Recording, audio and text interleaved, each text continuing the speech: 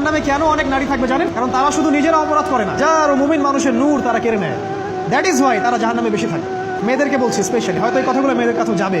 তাদের এই উদ্ধত মাথাটা আল্লাহর বিধানের সামনে আত্মসমর্পণ করতে চায় না, এই কারণে তারা জাহান্নামে বেশি থাকবে।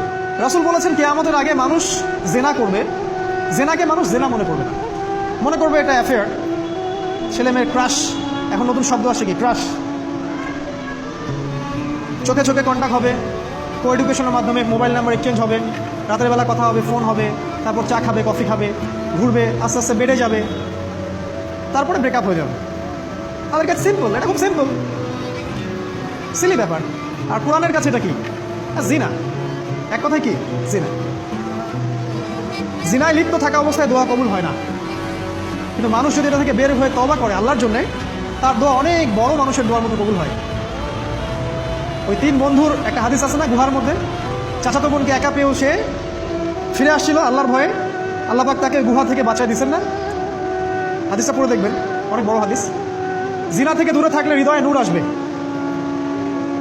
আপনি আমি যদি আমাদের চোখকে এই পর্যায়ে নিয়ে যেতে পারি যে কোনো গায়রে মাহরামের দিকে চোখ পড়লে আমরা নামিয়ে নিচ্ছি, তখন আপনি ফিল করবেন আপনার মনের মধ্যে নূর আসছে। এই যে আমি এখন একটা লেকচার দিচ্ছি, আমার খুব ভালো লাগছে। ঠিক রাস্তায় যেতে যেতে যদি আমি 8-10টা মেয়ের দিকে তাকাই, আমার এই নূরটা উঠে যাবে। জাহান্নামে কেন অনেক নারী থাকবে জানেন?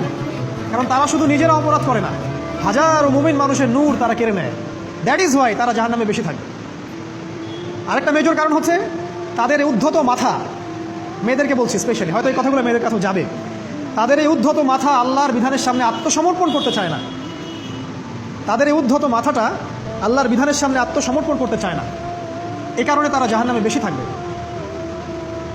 যে কোনো বিধান আল্লাহ তাদের সামনে বলেন, সব মেয়ের কথা বলছি না, ম্যাক্সিমাম বিভিন্ন যুক্তি তারা দিবে।